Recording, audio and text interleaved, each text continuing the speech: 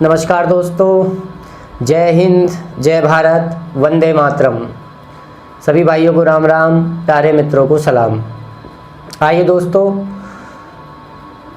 क्षेत्रफल जो हमारा चल रहा था जिसमें हम वर्ग पढ़ रहे थे, तो हमने अपनी पिछली क्लास के अंतर्गत मैंने आपको सिखाया था कि यदि किसी वर्ग के अंतर्गत और परिगत अगर हम वृत्त बनाते हैं तो अंदर बने वृत्त का जो त्रिज्या होता है वो उस वर्ग की भुजा की आधी होती है और परिगत बने हुए वृत्त की त्रिज्या उस वर्ग के विकर्ण की आधी होती है।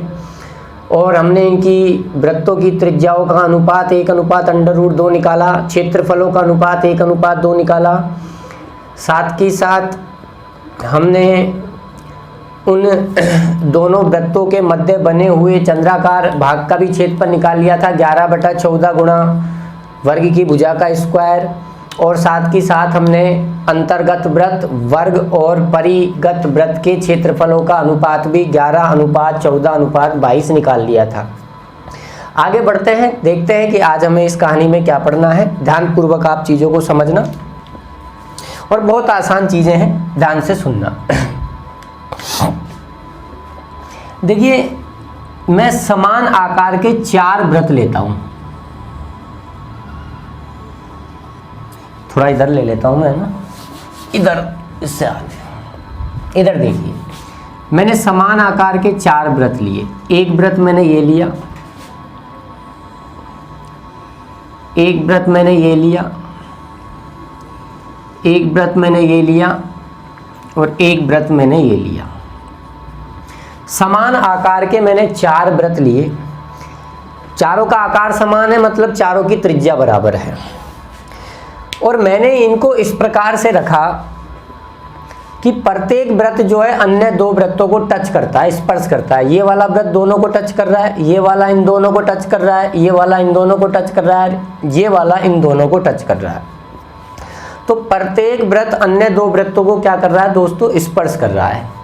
तो जैसे ही ये चारों वृत्त एक दूसरे को स्पर्श कर रहे हैं, आपने नोटिस किया कि इन चारों वृत्तों के मध्य ये एक भाग बन गया। चारों वृत्तों के बीच में ये एक भाग बना है, जिसे मैं रेड कलर से आपको डिनोट कर रहा हूं। ये वाला। अगर वो हमसे इस भाग का क्षेत्रफल पूछ ले कि समान आकार के 4 वृत्त इस प्रकार से रखे हों कि प्रत्येक वृत्त अन्य 2 वृत्तों को स्पर्श करे, तो बताओ उन चारों वृत्तों के मध्य बने हुए उस भाग का या इस छायांकित भाग का जो क्षेत्रफल है वो क्या होगा। तो आइए समझते हैं। अब ध्यान से समझना, ये इस वृत्त का केंद्र है, ये इस वृत्त का केंद्र है, ये इस वृत्त का केंद्र है, ये इस वृत्त का केंद्र है। इनको मैंने मिला दिया।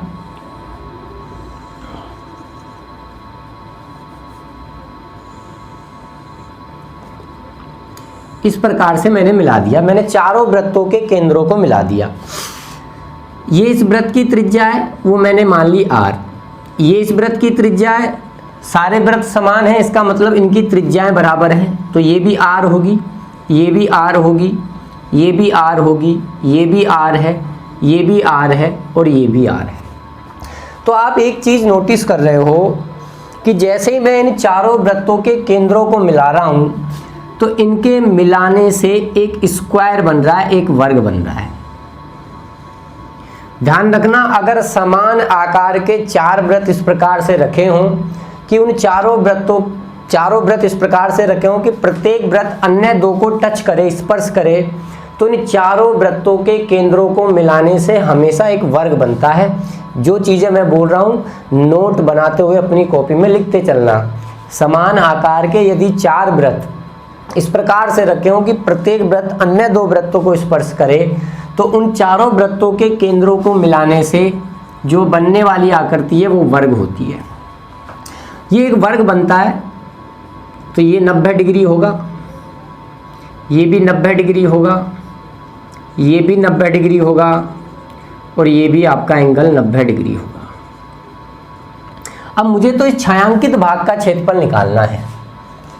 मुझे तो इस छायांकित भाग का क्षेत्रफल निकालना है, इस पे फोकस करना है। अब ध्यान से सुनो, इस छायांकित भाग का क्षेत्रफल मैं कैसे निकाल सकता हूं? अगर मैं इस वर्ग का क्षेत्रफल ले लूं, ध्यान से सुनना, मैं इस वर्ग का क्षेत्रफल ले लूं साहब, ये मैंने वर्ग का क्षेत्रफल ले लिया, और मैं इस वर्ग के क्षेत्रफल में से देखो ये आपको एक सेक्टर बनते हुए नजर आ रहा है, त्रिज्यीय खंड बनते हुए नजर आ रहा है, एक आ रहा है कि नहीं आ रहा? तो इस वाले त्रिज्यीय खंड का देखो एक त्रिज्यीय खंड ये भी नजर आ रहा है, इस वाले त्रिज्यीय खंड का एक त्रिज्यीय खंड आपको ये नजर आ रहा है, इस वाले त्रिज्यीय खंड का, और एक ये त्रिज्यीय खंड नजर आ रहा है इस वाले त्रिज्यीय खंड का। यानी ये जो 4 त्रिज्यीय खंड बन रहे हैं, जो 4 सेक्टर इसके अंतर्गत बन रहे हैं, अगर मैं इस पूरे वर्ग के इस एरिया में से इन 4 सेक्टर का एरिया घटा दूं तो बताओ आप मुझे, क्या रेड कलर वाला जो पार्ट है उसका एरिया नहीं निकल के आएगा? बोलो, आएगा कि नहीं आएगा? आप कहोगे बिल्कुल आएगा। तो बस, अच्छा सेक्टर का एरिया क्या होता है आपको मैं बता चुका हूं, सेक्टर का एरिया होता है पाई आर स्क्वायर थीटा बटा 360। ये अपने पास एक सर्कल है, अगर इस सर्कल में मैं इस प्रकार से ये 2 व्यास खींच दूं तो ये 90 डिग्री का, तो ये एक सेक्टर ये रहा, 90 डिग्री पे एक सेक्टर ये रहा, 90 डिग्री पे एक सेक्टर ये रहा, 90 डिग्री पे एक सेक्टर ये रहा। यानी अगर 90 डिग्री के कोण पर अगर मैं कोई सेक्टर निकालूं तो वो पूरे वृत्त का 1/4 होता है। अगर 90 डिग्री के 2 सेक्टर ले लूं तो अर्धवृत्त हो गया, ठीक है। अगर मैं 90 डिग्री पे 4 सेक्टर ले लूं तो पूरा वृत्त बन जाएगा ना, बोलो। तो अगर मैं इस सेक्टर, इस वाले सेक्टर, इस वाले सेक्टर या इस वाले सेक्टर का चारों का एरिया लूं तो 90 डिग्री के 4 त्रिज्यीय खंड मिलकर एक पूरा सर्कल बना लेते हैं। तो चाहे आप किसी एक का एरिया लिख लो, चलो मुझे बताओ इसका एरिया क्या होगा? तो आप कहोगे इसका एरिया होगा, त्रिज्यीय खंड का मैं एरिया लिख रहा हूं, त्रिज्यीय खंड का एरिया, चारों 90 डिग्री पर है, त्रिज्या भी बराबर है, तो चारों का क्षेत्रफल बराबर होगा। तो 4 त्रिज्यीय खंड बन रहे हैं तो एक त्रिज्यीय खंड का क्षेत्रफल निकाल के मैं 4 से गुणा कर दूं तो चारों का आ जाएगा, और वर्ग के क्षेत्रफल में से उसको घटा दूं। चलो, वर्ग का क्षेत्रफल क्या होता है? भुजा का स्क्वायर। बताओ वर्ग की पूरी साइड कितनी हो गई? आप कहोगे 2r, वर्ग की पूरी साइड हो गई 2r का स्क्वायर माइनस 4 गुणा त्रिज्यीय खंड का क्षेत्रफल। त्रिज्यीय खंड का क्षेत्रफल होगा पाई आर स्क्वायर, त्रिज्या r है, थीटा कितना है 90 डिग्री, बटा में कितना आएगा 360। अब देखो 90 चौका 360, 360 से 360 कट गया, देखो क्या बचा पाई आर स्क्वायर। तो पाई आर स्क्वायर तो एक पूरे वृत्त का क्षेत्रफल हो गया। तो मैं यही समझा रहा था आपको, इतना ना करके आप चाहते तो डायरेक्ट भी लिख सकते थे। आगे बढ़ते हैं, 2 का स्क्वायर 4r स्क्वायर माइनस इधर आपका बचा पाई आर स्क्वायर। क्या मैं इसमें से r स्क्वायर कॉमन ले सकता हूं? r स्क्वायर कॉमन लिया तो 4 माइनस पाई आर स्क्वायर। एक तो आपको ये याद रखना है पाई की टर्म्स में, क्योंकि कभी कभी एग्जाम में जब वो क्वेश्चन ऐसा देता है तो आंसर वो पाई की टर्म्स में ही दे देता है। तो 4 माइनस पाई आर स्क्वायर इस वाले सेक्टर का एरिया होगा जो रेड कलर में है, जो इन चारों वृत्तों के बीच में बन रहा है। अगर मैं पाई का मान यहाँ 22/7 रख लूँ तो 4 माइनस 22/7 आर स्क्वायर, 7 चौका 28 में से 22 गया तो 6/7 गुणा आर स्क्वायर। एक ये है अगर हम पाई का मान 22/7 रख दें। तो भाई ये आपको सीधा याद रखना है, ठीक है। कैसे निकल कर आया ये चीज़ मैंने आपको बता दी। दोबारा से सुनिए, मैंने क्या कहा है कि समान आकार के यदि 4 वृत्त, समान आकार के यदि 4 वृत्त इस प्रकार से रख दिए जाएं, समान आकार के 4 वृत्त अगर इस प्रकार से रख दिए जाएं कि प्रत्येक वृत्त अन्य 2 वृत्तों को स्पर्श करे, तो इस स्थिति में उन चारों वृत्तों के मध्य बने हुए इस भाग का जो क्षेत्रफल होता है वो होता है 4 माइनस पाई गुणा आर स्क्वायर। आर क्या है? उन वृत्तों की त्रिज्या, ठीक है, या 6/7 गुणा आर स्क्वायर। पाई की टर्म्स में ये है, अगर पाई का मान 22/7 रख दें तो ये है। तो फटाफट से चीज़ों को नोट कर लीजिए, जल्दी कीजिए, जितना जल्दी करेंगे उतना अच्छा रहेगा।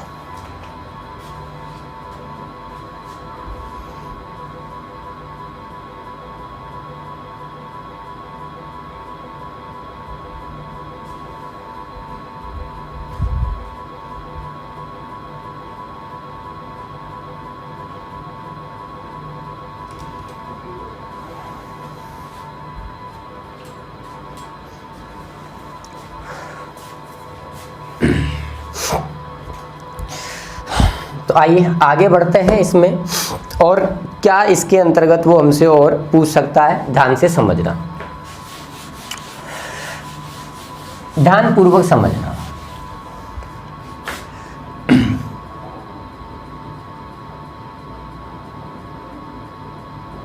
मैं इसको थोड़ा साफ कर देता हूं ना।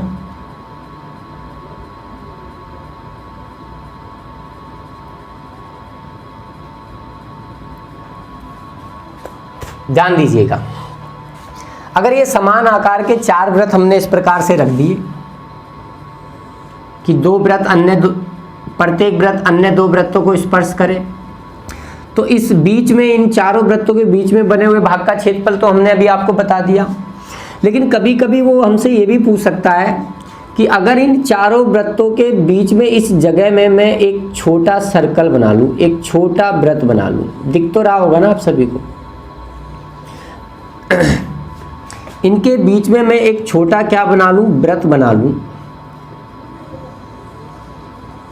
छोटा सा मैंने एक वृत्त बना लिया, जो इनको चारों तरफ से क्या करे, इन चारों वृत्तों को क्या करे, आपस में टच करे, चारों वृत्तों को। अब वो हमसे इस छोटे वृत्त की त्रिज्या पूछ ले कि साहब इस छोटे वृत्त की त्रिज्या क्या होगी। तो आइए इस छोटे वृत्त की त्रिज्या हम निकालते हैं। दोस्तों अगर मैं इसको इस प्रकार से मिलाऊं, ये बिल्कुल सीधी लाइन जाएगी, ध्यान रखना। अभी तो क्या देखो, स्केल तो है नहीं है, ये इसका केंद्र हो गया छोटे वाले का। अगर मैं इसको मिला दूं आपस में, तो मुझे बताओ क्या ये एक वर्ग का विकर्ण बन गया, क्या ये इस स्क्वायर का विकर्ण हो गया, क्या बताओ, बोलो विकर्ण है कि नहीं है। अगर मैं आपसे, मैं इसको चलो कोई भी नाम दे देता हूँ, इसको O नाम दे देता हूँ, इसको P नाम दे देता हूँ, तो बताओ क्या ये OP वर्ग का विकर्ण है क्या, बताइए क्या OP वर्ग का विकर्ण है क्या। आप कहोगे जी बिल्कुल वर्ग का विकर्ण है। अगर इस वर्ग की भुजा 2r है तो बताओ इस वर्ग का विकर्ण क्या होगा। आपको मैं बता चुका हूँ, वर्ग का विकर्ण होता है √2 गुणा उसकी भुजा, √2 गुणा वर्ग की भुजा। वर्ग की भुजा 2r है तो 2√2r, 2√2r, ये इस विकर्ण की लंबाई हो गई। लेकिन हमें तो छोटे वृत्त की त्रिज्या चाहिए, तो छोटे वृत्त की त्रिज्या को मैंने स्मॉल r मान लिया। तो देखो यहाँ से लेके यहाँ तक ये स्मॉल r है, छोटे वृत्त की त्रिज्या है। यहाँ से लेके यहाँ तक ये भी स्मॉल r की स्मॉल छोटे वाले वृत्त की त्रिज्या है। अच्छा नोट करो, यहाँ से लेके यहाँ तक देखो, यहाँ से लेके यहाँ तक, क्या ये इस वाले बड़े सर्कल की त्रिज्या नहीं है क्या, कैपिटल R। अच्छा यहाँ से लेके यहाँ तक देखो, क्या ये इस वाले वृत्त की त्रिज्या नहीं है क्या, कैपिटल R। तो मुझे बताओ इस पूरी OP की लंबाई किसके बराबर आ गई। देखो ये लेंथ कितनी है, स्मॉल r, ये कैपिटल R, सॉरी ये कैपिटल R, ये स्मॉल r, ये स्मॉल r, तो ये हो गया आपका 2r प्लस 2r लेकिन स्मॉल r, और ये हमारा हो गया कैपिटल R। और इससे OP की लेंथ आ गई, ये पूरी OP के बराबर ही तो होगी, और OP की लेंथ आपने निकाल रखी 2√2r। बताइए r और r कितना हो गया, 2r हो गया, 2r small r plus 2 capital R बराबर 2√2r। 2 कैंसिल हो गया दोस्तों, यहाँ बचा small r plus capital R बराबर √2 कैपिटल R। ये उधर जाएगा, माइनस का हो जाएगा, √2 capital R minus capital R। क्या मैं R कॉमन ले सकता हूँ, आर कॉमन लिया, √2 माइनस आर 1 गुणा कैपिटल आर, और ये इस छोटे वाले वृत्त की क्या आ गई दोस्तों, त्रिज्या निकल के आ गई। ये ही इस छोटे वृत्त की त्रिज्या निकल कर आ गई। बोलिए, तो ये भी आपको सीधा याद रखना है, डायरेक्टली आपको इसको याद रखना है। यानी अगर समान आकार के 4 वृत्त, समान आकार के 4 वृत्त हम इस प्रकार से रख दें कि प्रत्येक वृत्त अन्य 2 वृत्तों को स्पर्श करे, तो इन चारों वृत्तों के मध्य जो क्षेत्र बनता है बीच में, उस क्षेत्र में अगर हम कोई एक छोटा सा सर्कल बना दें, तो उस छोटे से सर्कल की, उस छोटे से वृत्त की त्रिज्या होगी √2 माइनस 1, √2 माइनस 1 गुणा आर क्या है, यहाँ कैपिटल आर क्या है, इस बड़े वृत्त की त्रिज्या। तो फटाफट से चीज़ों को नोट डाउन कीजिए जिससे हम आगे बढ़ते हैं।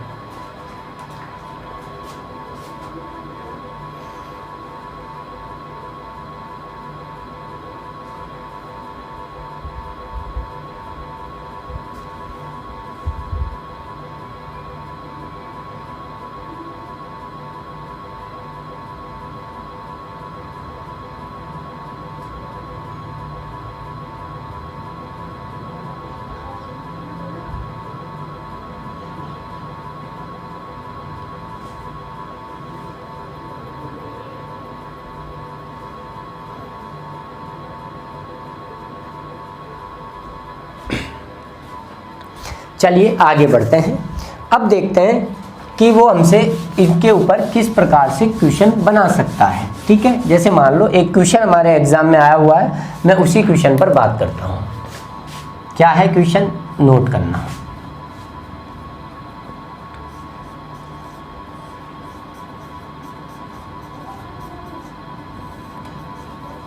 एक वर्गाकार खेत की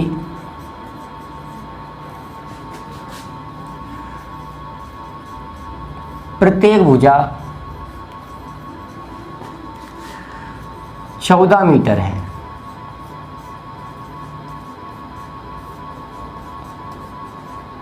इस खेत के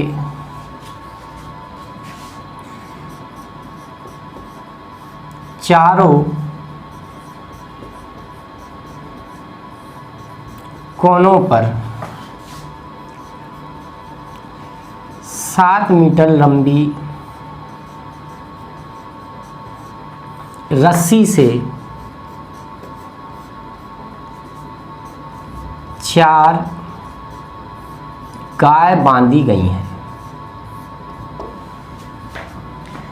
4 गाय बांधी गई हैं।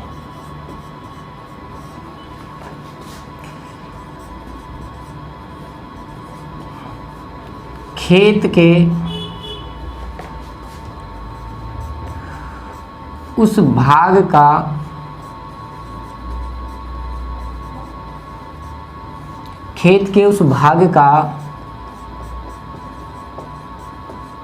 क्षेत्रफल बताइए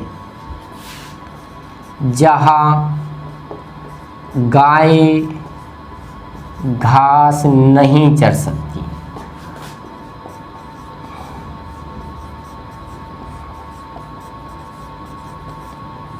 जहां गायें घास नहीं चर सकती हैं। ये एक क्वेश्चन मैंने दिया। ठीक है, एक वर्गाकार खेत है, उसकी भुजा आपको 14 मीटर दे दी। इस खेत के चारों कोनों पर 7 मीटर लंबी रस्सी से 4 गायें बांधी गई हैं। खेत के उस भाग का क्षेत्रफल बताना है जहां गाय घास नहीं चर सकती।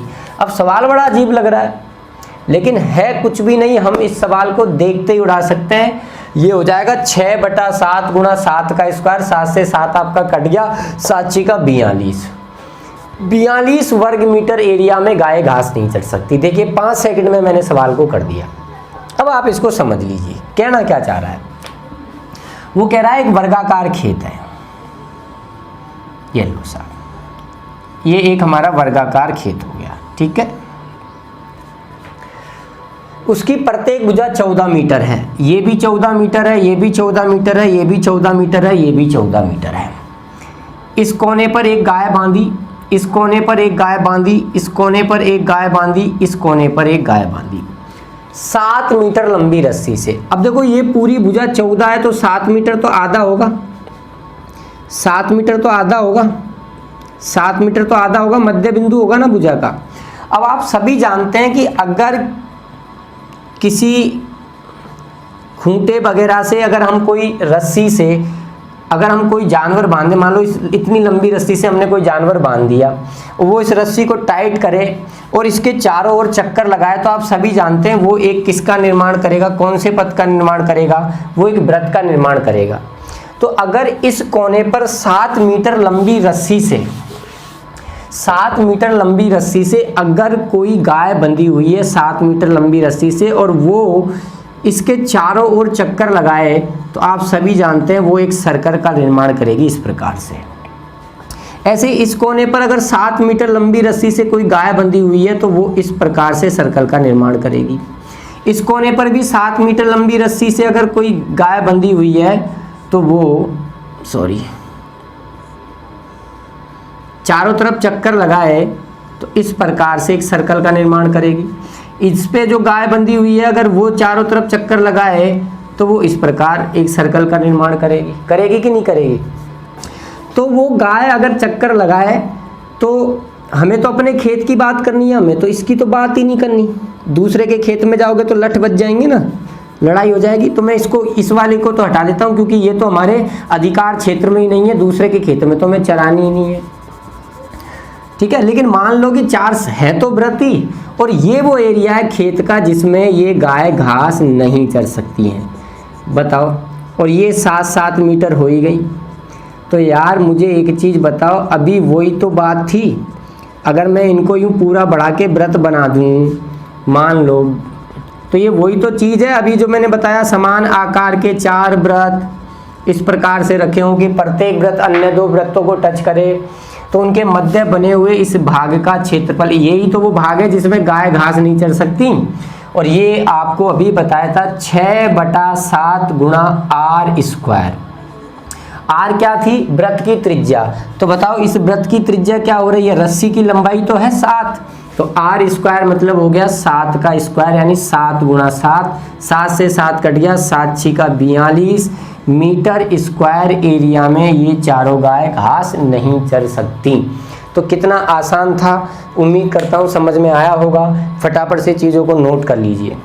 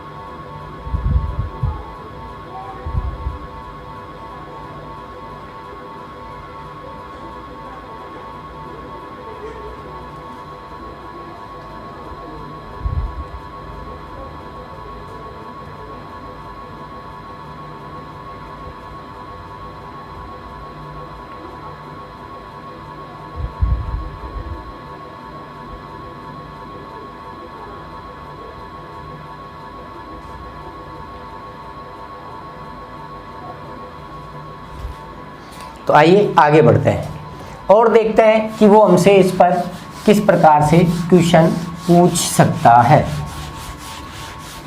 आइए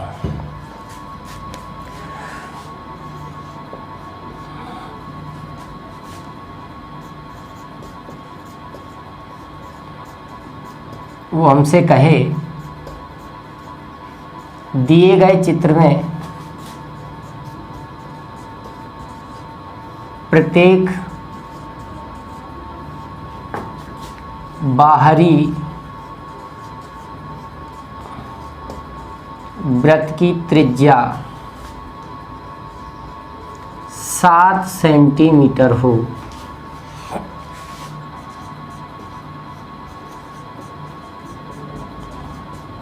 तो छायांकित भाग यानी शेडेड पार्ट,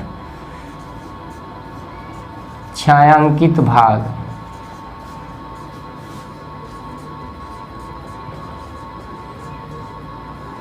का क्षेत्रफल बताइए।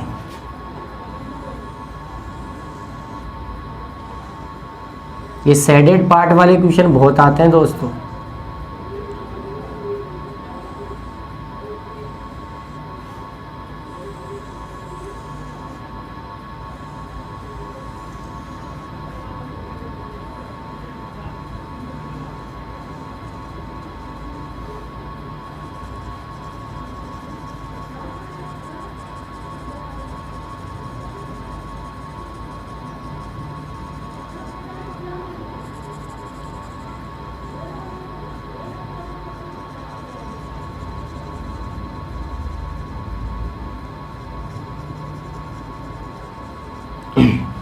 ये लो, ये क्वेश्चन आ गया।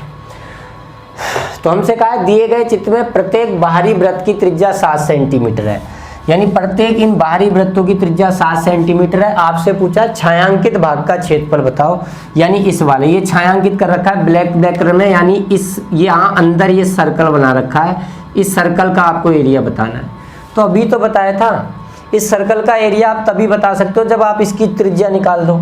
तो इसकी त्रिज्या स्मॉल आर अभी आपको थोड़ी सी देर पहले क्या बताई थी, √2 - 1 गुणा कैपिटल आर।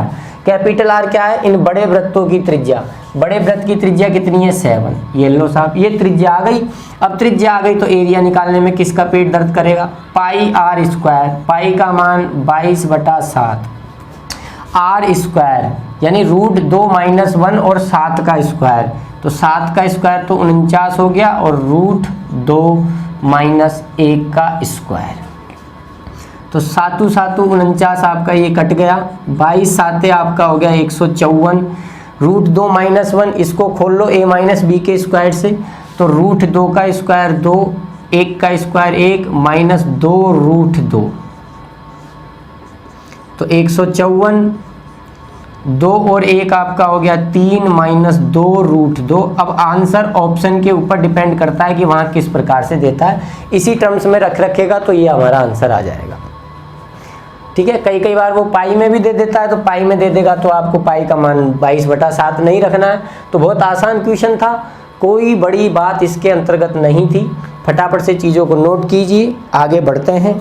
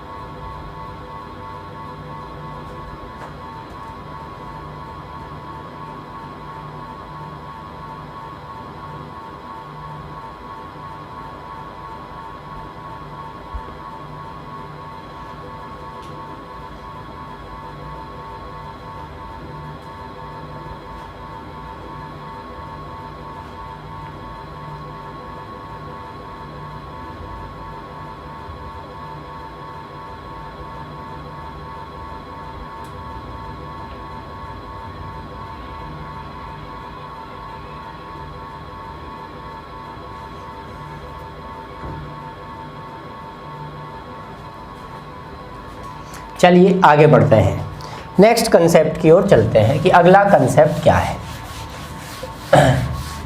ध्यानपूर्वक समझना प्यारे दोस्तों, अगला कंसेप्ट क्या है। अगला कंसेप्ट ये है कि दोस्तों मेरे पास एक अर्धवृत्त है,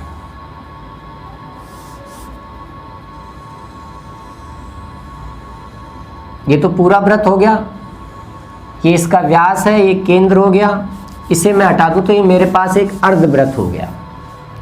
ये मेरे पास एक क्या हो गया, अर्धवृत्त हो गया दोस्तों, समझना ठीक है। और ये इस अर्धवृत्त की त्रिज्या है r, ये भी त्रिज्या है यहाँ से लेके यहाँ तक, और ये भी त्रिज्या है यहाँ से लेके यहाँ तक, ये इसकी त्रिज्या हो गई r, ठीक है। और ये इसका केंद्र है। तो r त्रिज्या का एक मैंने अर्धवृत्त लिया।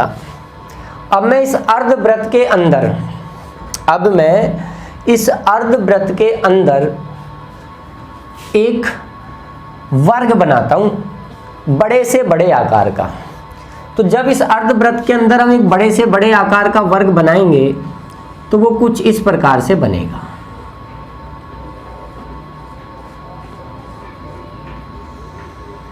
इस प्रकार से बनेगा। ये एक हमारा वर्ग बन गया, बड़े से बड़े आकार का है। मैं इसको कोई नाम दे देता हूँ, ए बी, या ऐसे दे देते हैं P Q R S, P Q R S. हमने एक आर त्रिज्या के अर्धवृत्त के अंदर एक बड़े से बड़े आकार का एक क्या बनाया है, वर्ग बनाया है। अब हमें इस वर्ग की भुजा चाहिए। अगर वो, अब देखो, वो हमसे इस वर्ग का क्षेत्रफल पूछ सकता है, वो हमसे इस वर्ग का परिमाप पूछ सकता है। तो इन सब का जवाब आप तभी दे पाओगे जब आपके पास इस वर्ग की भुजा आ जाए। अगर वर्ग की भुजा आपके पास आ जाए तो आप बड़ी आसानी से इसको हल कर लोगे। अच्छा, दूसरी बात दोस्तों देखो, ये भी सुनो, वृत्त, अर्धवृत्त भी एक सिमेट्रिकल आकृति होती है, एक सममित आकृति होती है, हर तरफ से एक जैसी दिखती है। वर्ग भी एक ऐसी आकृति है जो हर तरफ से एक जैसी दिखती है। तो एक सममित आकृति के अंदर एक दूसरी सममित आकृति बनाई है, तो आप एक चीज नोटिस कर रहे होंगे कि जो चीज आपको इधर दिख रही है वही चीज इधर है, यानी जो भाग, जितना भाग ये है उतना ही भाग ये होगा। क्यों? क्योंकि दोनों ही आकृतियां सममित है। मैं इस वर्ग की ये साइड, वर्ग की साइड स्मॉल ए मान लेता हूं कि वर्ग की साइड स्मॉल ए है। तो बताओ, यहां से लेके यहां तक P से S से भी कितनी होगी, A ही होगी। अब ये इसका मध्य बिंदु, ये अर्धवृत्त का क्या है, केंद्र है। ये आपने वर्ग बनाया, मैं कह रहा हूं ये सममित आकृति है, जैसा इधर दिख रहा है वैसा ही इधर दिख रहा है। तो इस वजह से, इस सिमिलरिटी की वजह से ये जो वृत्त का, अर्धवृत्त का ये जो केंद्र है, ये इस वर्ग की भुजा को भी क्या करता है, दो भागों में बांटता है। यानी अगर इस वर्ग की पूरी भुजा a मानी है तो ये केंद्र इसको दो भागों में बांट देगा, यानी ये भी a/2 होगी और ये भी a/2 होगी। अच्छा, एक चीज बताओ, अगर मैं इसके केंद्र को इस वाले बिंदु से यहां से मिला दूं, यहां से अगर मैं मिला दूं, तो क्या ये अर्धवृत्त की त्रिज्या नहीं होगी? बोलो, इस चीज का बड़ा ध्यान रखना दोस्तों। जैसे मान लो ये मेरे पास एक अर्धवृत्त है और ये इसका केंद्र है, तो चाहे मैं यूं मिलाऊं, यूं मिलाऊं, यूं मिलाऊं, ऐसे मिलाऊं, ऐसे मिलाऊं, ये सब इसकी क्या हैं, त्रिज्याएं हैं। और वृत्त में सारी त्रिज्याएं आपस में बराबर होती हैं, ये आप सभी जानते हो। तो ये इसकी त्रिज्या हो गई कैपिटल R। अब आप मुझे एक चीज बताओ,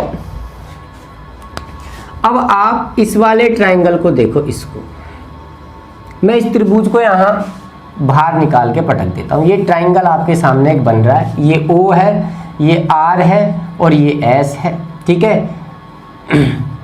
इसकी माप R है, ये a/2 है और ये a है। ये वर्ग है, तो बताओ वर्ग में ये एंगल कितने डिग्री का होगा? वर्ग में तो प्रत्येक कोण 90 डिग्री का होता है, तो ये वाला कोण 90 डिग्री का है। तो बताओ, क्या आपके सामने एक समकोण त्रिभुज बन गया? और अगर समकोण त्रिभुज बन गया तो क्या आप समकोण त्रिभुज में पाइथागोरस प्रमेय नहीं लगा सकते? अब पाइथागोरस प्रमेय तो आपको सबको आती होगी, आती है कि नहीं आती बताओ? तो पाइथागोरस प्रमेय अगर मैं लगाऊं तो कर्ण का स्क्वायर यानी r², कर्ण का जो स्क्वायर है वो इन दोनों के स्क्वायर के योगफल के बराबर होगा, a का स्क्वायर प्लस a/2 का स्क्वायर। तो r² बराबर a² प्लस a²/4। अगर लघुत्तम 4 लूंगा तो 4a² और 1a² आपका हो जाएगा 5a², 5a²/4।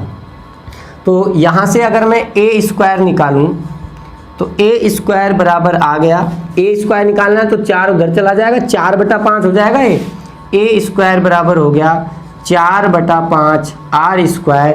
और देखो समझना इसको, a आपने क्या माना है, a आपने क्या माना है, a आपने इस अर्धवृत्त के अंदर बनाए गए, अर्धवृत्त के अंदर बनाए गए अधिकतम आकार के इस वर्ग की भुजा मानी है। अगर वर्ग की भुजा a है तो बताओ इस वर्ग का क्षेत्रफल भुजा का स्क्वायर a स्क्वायर होगा, और वो a स्क्वायर किसके बराबर आया है 4/5 r स्क्वायर के। तो ये क्षेत्रफल आ गया डायरेक्ट ही वर्ग का। लेकिन अपन तो भुजा निकाल लेते हैं, तो स्क्वायर को उधर भेजेंगे, स्क्वायर को उधर भेजेंगे तो अंडर रूट हो जाएगा 4/5 r स्क्वायर। बताओ 4 का स्क्वायर क्या हो जाएगा, आप कहोगे 4 का स्क्वायर हो जाएगा 2, 5 का अंडर रूट 5 और r स्क्वायर का हो जाएगा r। तो ये एक रिलेशन ये और आ गया, एक रिलेशन एक ये और आ गया। यानी मैं इसे लिख सकता हूँ, मैं कह सकता हूँ कि जो वर्ग की जो भुजा होगी, यही लिख देता हूँ, जो वर्ग की जो भुजा होगी वो बराबर होगी 2√15 गुणा अर्धवृत्त की किसके बराबर होगी, त्रिज्या के। ये रिलेशन आपको डायरेक्ट याद रखना है कि यदि किसी भी अर्धवृत्त के अंदर, ध्यान से सुनना मैं क्या कह रहा हूँ, किसी भी अर्धवृत्त के अंदर अगर मैं कोई भी अधिकतम आकार का अगर मैं वर्ग बनाता हूं तो उस वर्ग की जो भुजा होगी वो होती है 2√5 गुणा अर्धवृत्त की त्रिज्या। ठीक है, तो फटाफट से आपको चीज समझ में आई होगी, कंसेप्ट को जल्दी कीजिए और लिख लीजिए।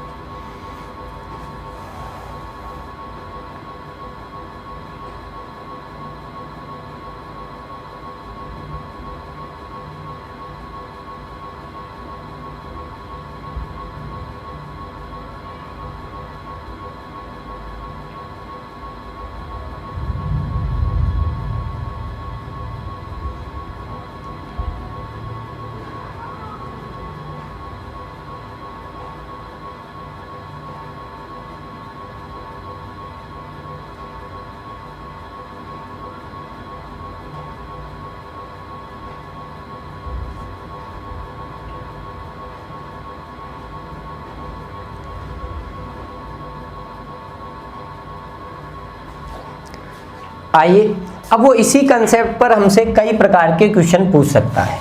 कैसे कैसे, आइए समझते हैं ध्यानपूर्वक।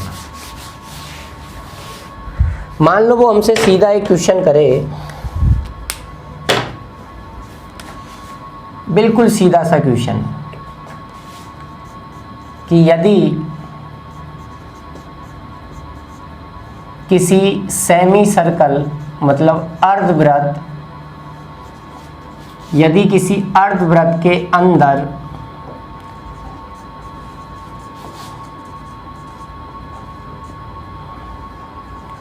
अधिकतम आकार का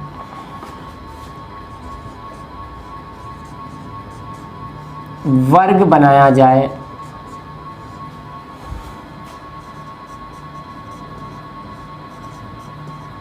तो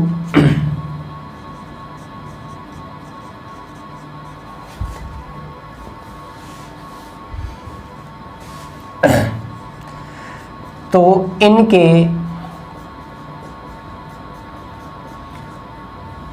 परिमापों का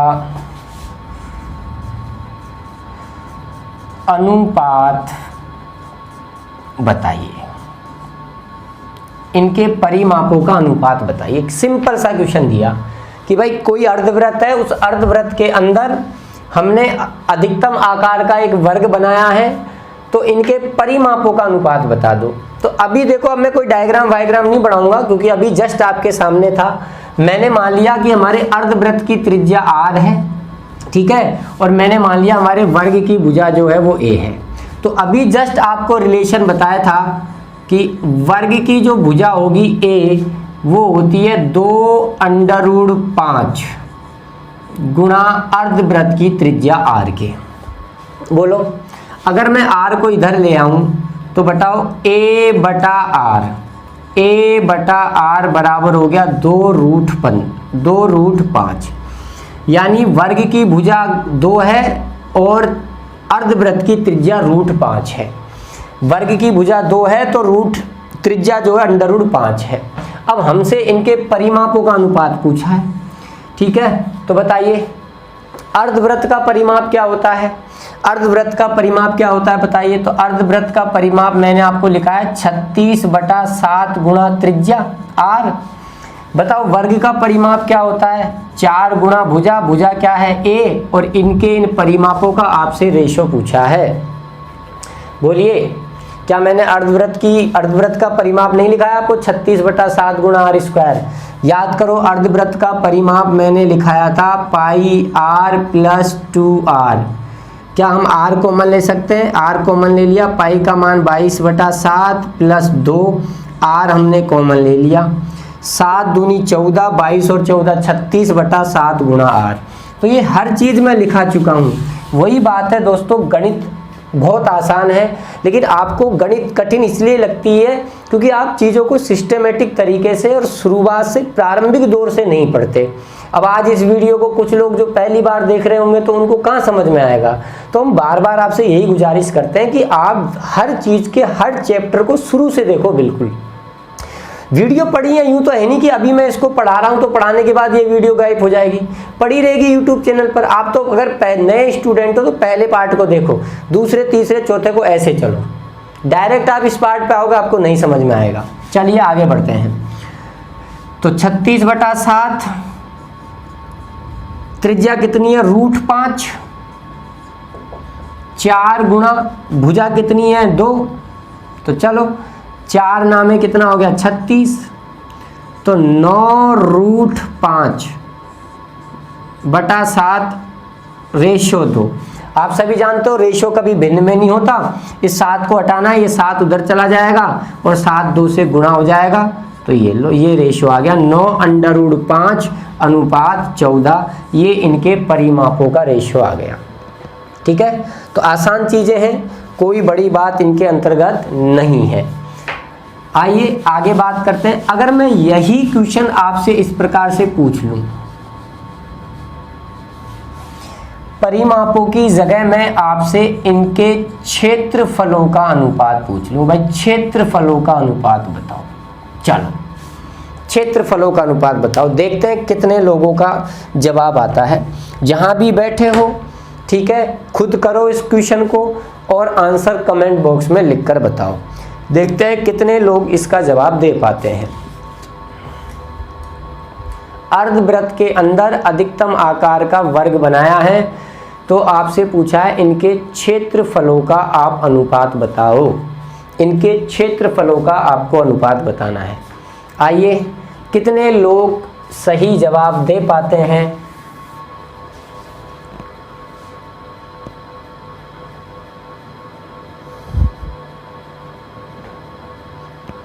क्षेत्रफलों का अनुपात बताना है इस बार।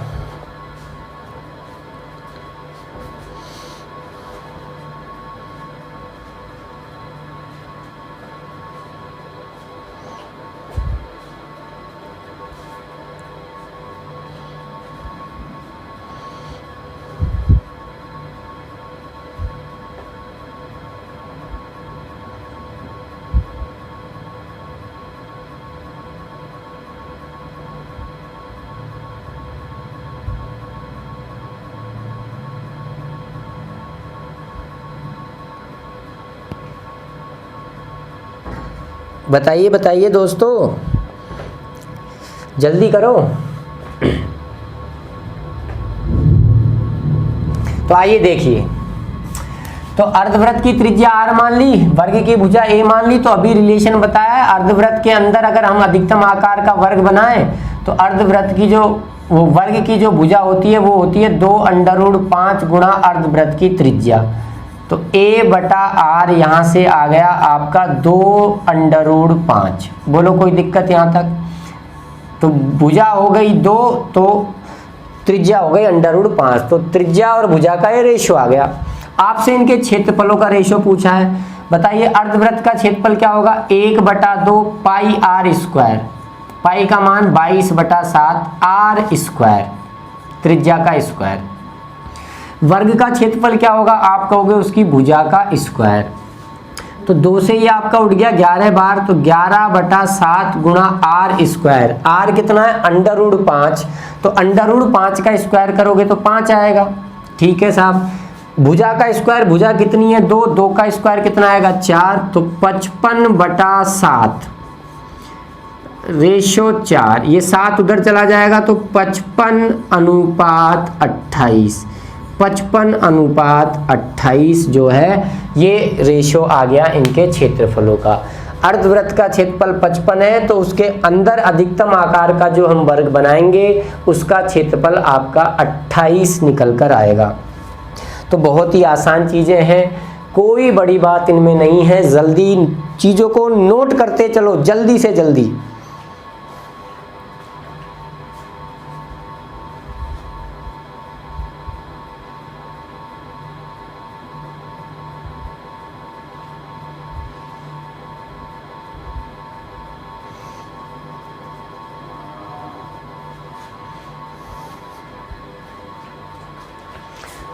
आइए आगे बढ़ते हैं, कुछ और क्वेश्चनों पर बात करते हैं।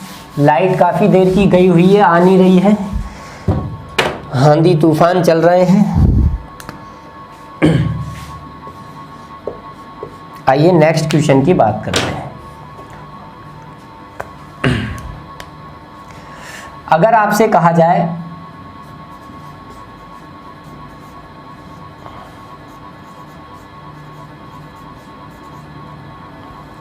किसी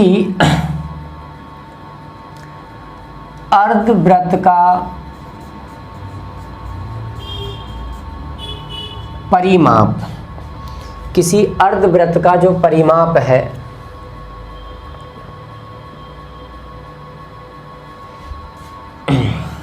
बनाता हूं मैं क्वेश्चन।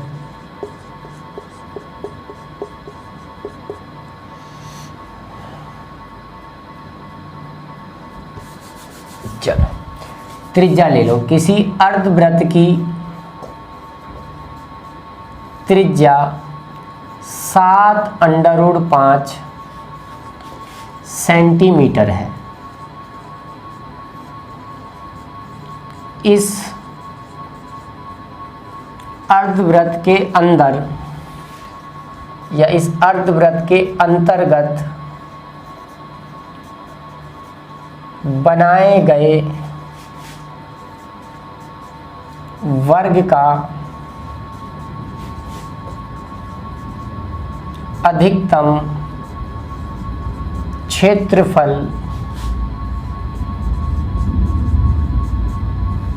कितना होगा।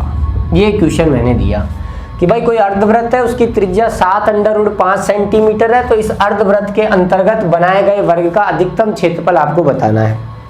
अगर वर्ग का अधिकतम क्षेत्रफल बताना है तो वर्ग की भुजा आनी चाहिए बस। तो अभी थोड़ी सी देर पहले ही तो बताया था वर्ग की भुजा a बराबर क्या होता है 2√5 गुणा अर्धवृत्त की त्रिज्या, और अर्धवृत्त की त्रिज्या कितनी है 7√5, √5 से 5 कट गया तो अर्धवृत्त की भुजा आ गई 7 दूनी 14। जब आपके पास वर्ग की भुजा आ गई 14, तब भुजा 14 आ गई तो एरिया क्या हो जाएगा 14 का स्क्वायर 196 सेंटीमीटर स्क्वायर। बताओ कितना आसान था कि नहीं था आसान? तो बहुत आसान है, कोई बड़ी बात इनके अंतर्गत नहीं है, बशर्ते आपको बस रिलेशन मालूम होना चाहिए कि अर्धवृत्त के अंदर अगर हम कोई वर्ग बनाएं तो अर्धवृत्त की जो त्रिज्या है और वर्ग की जो भुजा है उसमें रिलेशन क्या होता है, a बराबर 2√5 गुणा अर्धवृत्त की त्रिज्या। तो ये रिलेशन मालूम होगा तो आप जवाब दे पाओगे। चलिए आगे बढ़ते हैं, और किस प्रकार के क्वेश्चन वो हमसे यहाँ और पूछ सकता है।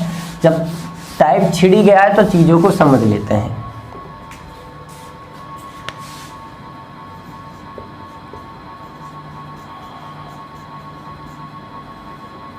समान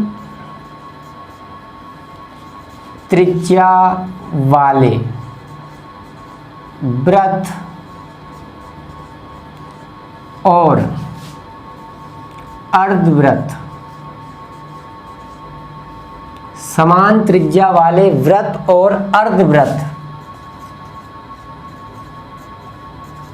के अंतर्गत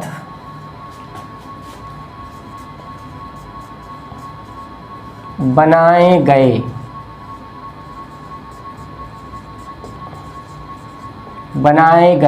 अधिकतम आकार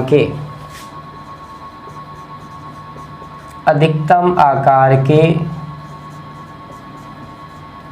वर्गों के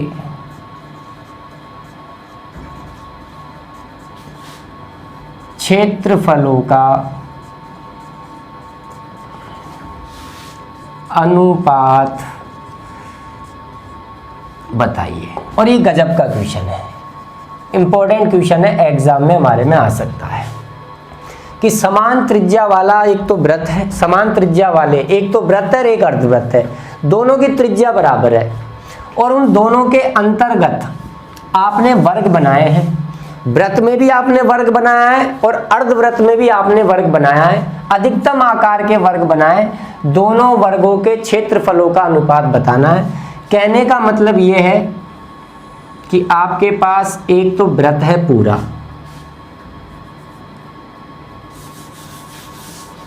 एक तो आपके पास पूरा वृत्त है, ठीक है, जिसकी त्रिज्या r है, इसकी भी त्रिज्या r है, और एक इसी त्रिज्या का आपके पास एक अर्धवृत्त है। इसके अंदर भी एक अधिकतम आकार का वर्ग बनाया है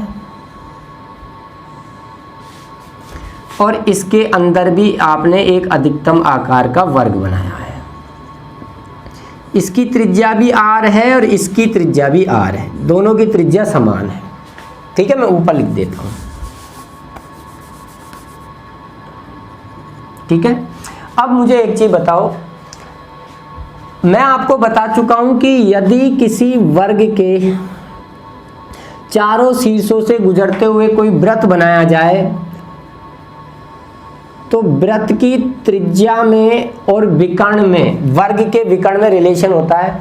अगर मैं त्रिज्या, ये वर्ग है, ये वर्ग की, ये वृत्त की त्रिज्या r मान ली और मैंने यहाँ इस वर्ग की भुजा a मान ली इसकी, और इसकी यहाँ मैंने इस वर्ग की भुजा b मान ली, तो बताओ, मैं आपको बता चुका हूँ कि जो व्यास होगा वृत्त का 2r, वो इस वर्ग के विकर्ण के बराबर होगा। अगर वर्ग की भुजा a है तो विकर्ण क्या होगा, √2a। देखो, मैं इन वर्गों के क्षेत्रफलों का अनुपात तभी बता पाऊंगा जब मैं इनके क्षेत्रफल ज्ञात कर लूं, और क्षेत्रफल ज्ञात करने के लिए मेरे पास इन दोनों की भुजाएं आनी चाहिए। दोनों वर्गों की भुजा हमें दे नहीं रखी, लेकिन हम दोनों की त्रिज्याएं बराबर दी हैं तो हम त्रिज्याओं से भुजाएं निकालेंगे। तो मैं बता चुका हूं कि अगर किसी भी वर्ग के परिगत हम अगर चारों शीर्षों से गुजरते हुए कोई वृत्त बनाएं तो उस वृत्त का जो व्यास होता है वो विकर्ण के बराबर होता है, त्रिज्या विकर्ण की आधी होती है, बता चुका हूं। तो यहां से बताइए भुजा कितनी आ गई, a कितनी आ गई, तो a बराबर आ गया 2r/√2। ये इस वाले वर्ग की भुजा आ गई। बोलो, यहाँ रिलेशन में भी आपको बता चुका हूँ कि यहाँ पर वर्ग की भुजा अगर मैं b मान रहा हूँ तो वर्ग की भुजा अगर b है तो भुजा b का मान जो होगा वो होगा 2√5 गुणा अर्धवृत्त की त्रिज्या। बस खेल खत्म। हमसे इनके क्षेत्रफलों का अनुपात पूछा है तो क्षेत्रफलों का अनुपात होगा a²/b²। इस वाले वर्ग की भुजा का स्क्वायर, इस वाले वर्ग की भुजा का स्क्वायर। ये a का मान आपको मालूम है यहाँ 2r/√2 का स्क्वायर, b का मान आपको मालूम है 2√5 r का स्क्वायर। बोलो, 4r² बटा 2, 4r² बटा 5, 4r² से 4r² कट गया, 1/2 अनुपात 1/5। इसको सरल करेंगे तो 5:2। ये 5 इधर आ जाएगा, ये 2 इधर आ जाएगा, तो 5:2। तो समान त्रिज्या वाले वृत्त और अर्धवृत्त के अंतर्गत अगर हम कोई वर्ग बनाते हैं तो मेरे प्यारे दोस्तों इन दोनों वर्गों के क्षेत्रफलों का अनुपात 5:2 आता है। तो आज की क्लास आपके लिए बहुत अच्छी रही होगी, उम्मीद करता हूँ। ठीक है, तो इस क्लास को आज हम यहीं ख़त्म करते हैं। जो आपको पढ़ाया आप अपनी कॉपी में उनको बढ़िया से नोट करें और अच्छे ढंग से चीज़ों को पढ़ें। फिर मिलते हैं नेक्स्ट क्लास में नई चीज़ों के साथ। आप हमारा साथ दीजिए, हम आपके साथ हैं ऑलरेडी से। वीडियो पहले मैं बनाता हूँ आपके सामने, फिर आप देखते हो, तो आगे तो मैं ही हूँ। अब आप लोगों का साथ अच्छा रहेगा तो और बढ़िया करने का प्रयास करेंगे। ठीक है, तो मिलते हैं नेक्स्ट क्लास में आपके सामने। वीडियो अच्छा लगा तो लाइक और शेयर ज़रूर करो दोस्तों, फैला दो वीडियो को। ठीक है, नेक्स्ट क्लास में मिलते हैं। जय हिंद, जय भारत, वंदे मातरम।